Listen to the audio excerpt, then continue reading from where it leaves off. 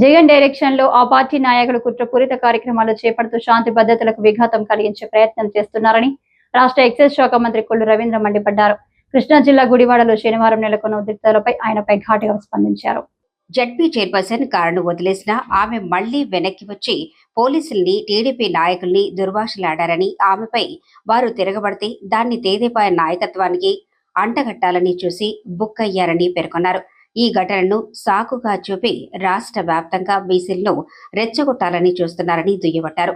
మంగళగిరిలోని తెదేపా కార్యాలయంలో కొల్లు రవీంద్ర విలేకరులతో మాట్లాడారు.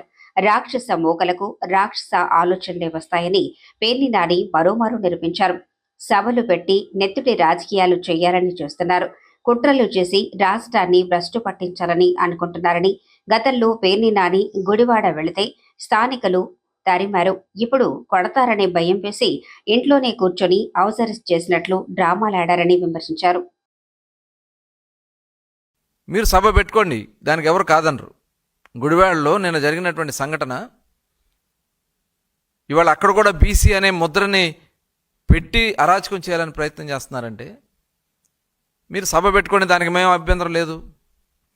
సభ పేరుతో రెచ్చగొట్టే కార్యక్రమాలు చేస్తే మటుకి ఇబ్బందులు వస్తాయని చెప్పి తెలియజేస్తా ఉన్నారు.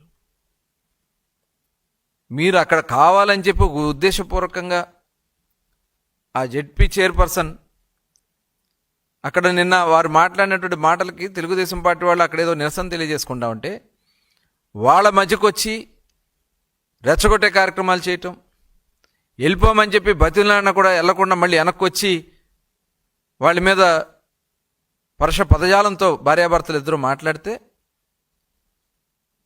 అక్కడేదో పెద్ద డ్రామా చేసి ఇంకా మహానటుల్ని మించి నటిస్తూ ఉన్నారు. మహానటులు నిజంగా చూస్తూ ఉంటే సిగ్గు అనిపిస్తూ ఉంది. అసలు వీళ్ళు ప్రవర్తన చూస్తూ ఉంటే సభ్య సమాజం సిగ్గుపడతా ఉంది. దీనికి మళ్ళీ బీసీ కార్డు. అసలు మీరు మనుషులేనా? అన్నం తింటున్నారా మీరు? అసలు మానవత్వం ఉందా మీకు? ఒక ఆడబిడ్డవై ఉండి నువ్వు ఈ రకమైనటువంటి ప్రవర్తనలు చేయటం మీకు ఎంతవరకు సమంజసం? నేను చూశాను గతంలో కూడా జడ్పీ సమావేశాలకు వెళ్ళినప్పుడు కూడా రెచ్చగొట్టే కార్యక్రమాలు చేస్తారు వీళ్ళు.